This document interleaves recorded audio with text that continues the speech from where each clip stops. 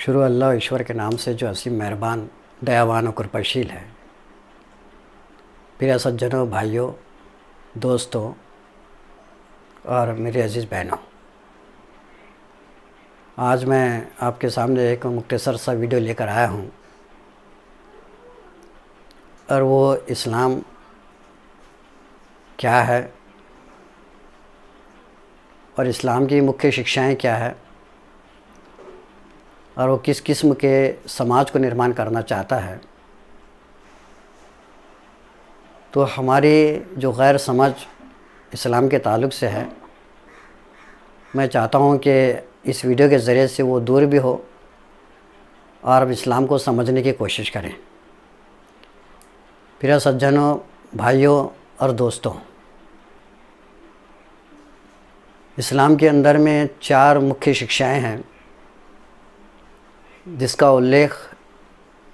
इस्लामी इतिहास के अंदर किया गया है और इस्लाम के पवित्र ग्रंथ जिसे हम कुरान कहते हैं, उसमें बहुत ही स्पष्ट रूप से इस बात का उल्लेख किया गया है कि संपूर्ण मानव जाति जो इस दुनिया के अंदर में रहती हैं, चाहे उसकी भाषा, उसका क्षेत्र, उसका रंग, उसका कल्चर और उसकी सभ्यता कुछ भी हो, पवित्र ग्रंथ कुरान हमें ये बताती है कि संपूर्ण मानव जाति का निर्माता, संपूर्ण मानव जाति का रचयिता, क्रिएटर्स, वो एक है, अनेक नहीं है। चाहे उसकी भाषा, उसका रंग, उसकी नस्ल, उसका क्षेत्र कुछ भी हो, वो कहीं भी जन्मा हो, लेकिन हम सब का जो निर्माता है, जो रचयिता है, जो क्रिएटर्स है, वो एक है, अनेक नहीं है। दूसरी जो मुख्य शिक्षा है वो ये है कि संपूर्ण मानव जाति जो इस वक्त और इससे पहले इस दुनिया के अंदर में, इस ब्रह्मांड के अंदर में थी, ये संपूर्ण मानव जाति एक ही स्त्री और पुरुष की संतान है। हम सब जो है एक ही स्त्री पुरुष की संतान है। इस दृष्टि से हम सब जो है भाई बहन हैं, हम एक ही परिवार के सब सदस्य हैं और एक ही परिवार से, एक ही फैमिली से हम बिलोंग करते हैं। ये दूसरा सूत्र है जो ईश्वरी ग्रंथ के अंदर यानी कुरान के अंदर में जो है स्पष्ट रूप से उसका उल्लेख किया गया है। और तीसरी बात ये बताई गई है कि इस संपूर्ण मानव जाति को पैदा कर कर हम सब के निर्माता ने हमको आज़ाद नहीं छोड़ा, बल्कि हमारे लिए गाइडलाइन के तौर पर, एक सत्य मार्ग के तौर पर, एक सही दिशा बताने के लिए उसने अपने प्रेषितों के ज़रिए से अपने आदेश, अपने ऑर्डर्स, अपने अहकाम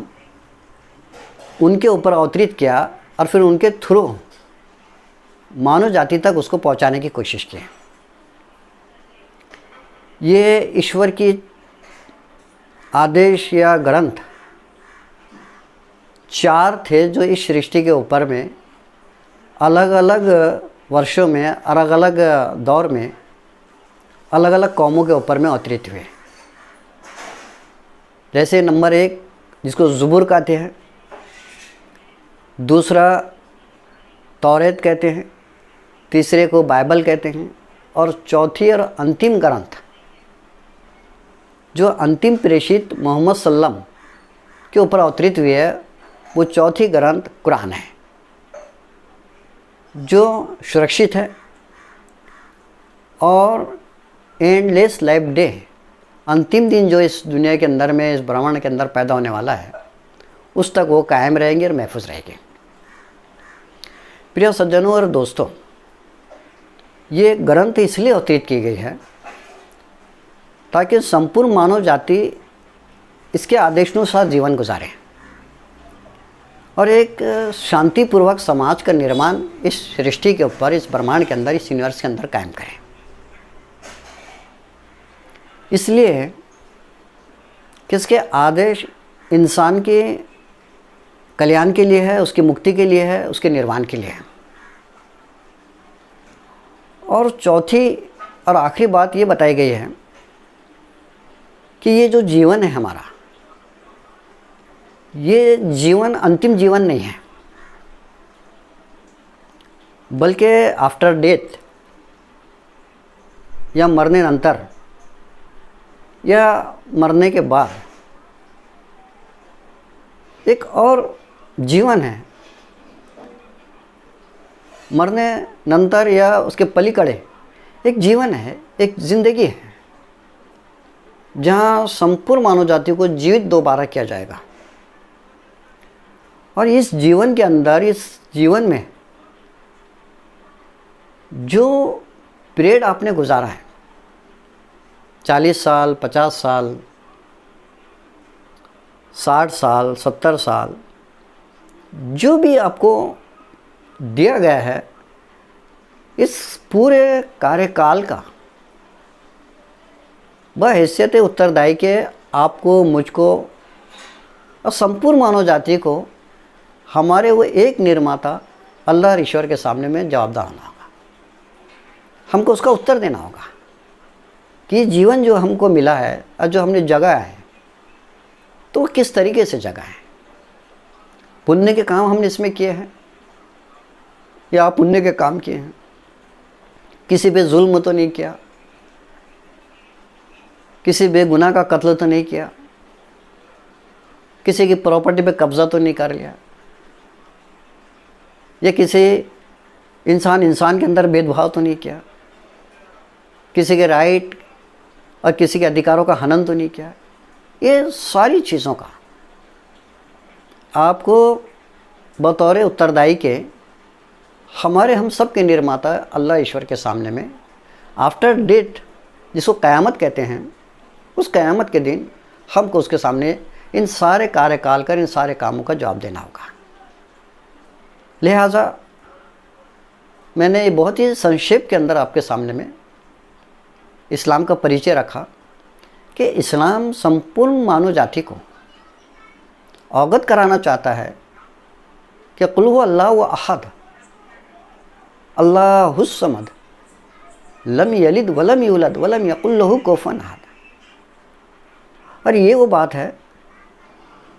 जो हिंदू धर्म की ग्रंथों के अंदर भी बयान की गई है, चाहे वो पुराण हो, अथर्ववेद हो, ऋग्वेद हो, सामवेद हो, अजरवेद हो, उसमें भी बात कही गई है कि यकुम द्वियतम, कि तुम्हारा निर्माता, तुम्हारा पालनहार, तुम्हारा पैदा करता, तुम्हारा रचयिता, तुम्हारा क्रिएटर्स वो एक है, अनेक नहीं है। ना उसका कोई आकार है, वो निरंकार है और वो हर जगह मौजूद है और हमारे सारे काम पर, हमारे सारे कार्यों पर जो है वो नज़र रखे हुए है और उसको लिख रहा है। लिहाजा हम सबका एक कर्तव्य बनता है कि हम ईश्वरीय आदेश को पढ़ें, रीड करें, उसको वाचें, उसको देखें, उसमें गौर करें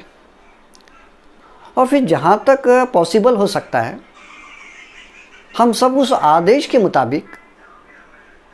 उस आदेशानुसार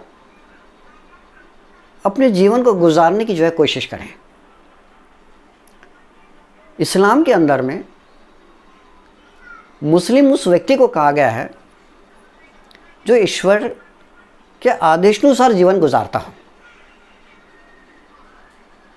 उस व्यक्ति को नहीं कहा गया